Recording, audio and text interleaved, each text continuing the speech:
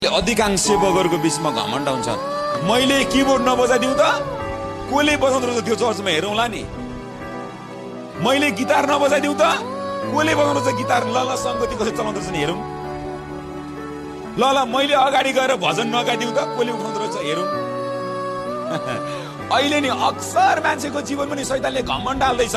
केवल विश्वासीको जीवनमा र मण्डलीभित्र नि शैतानले एउटै आत्माले भर्न चाहन्छ, त्यो हो घमण्ड। आज तपाईँ र म यो कुरालाई चाहिँ बुझ्न जरुरी छ। धेरै दशाम दिने मान्छेले प्राय भन्छ मैले दशाम नदिउँ त भइहाल्छ नि, यो हिसाब किताब।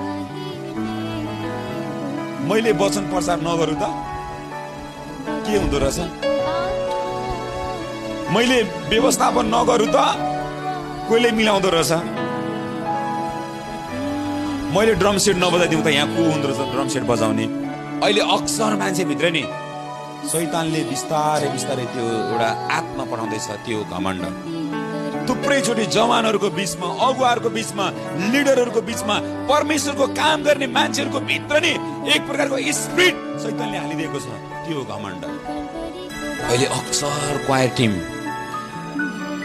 साधारण विश्वासीलाई भन्दा पनि अहिले चाहिँ प्रभुको काम गर्दै गरेको मान्छेभित्र घमण्ड छ। बुझ्दै हुनुहुन्छ? विश्वासीमा होइन,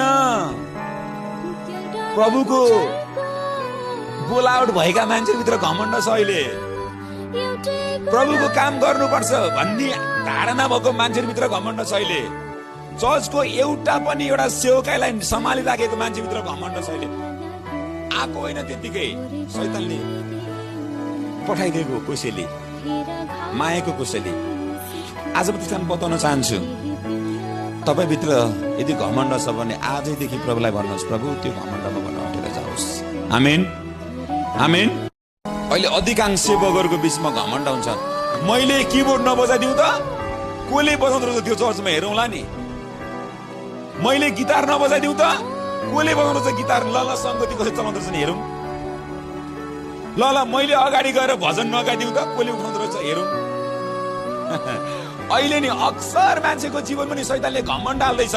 केवल विश्वासीको जीवनमा र मण्डलीभित्र नि शैतानले एउटै आत्माले भर्न चाहन्छ, त्यो हो घमण्ड। आज तपाईँ र म यो कुरालाई चाहिँ बुझ्न जरुरी छ।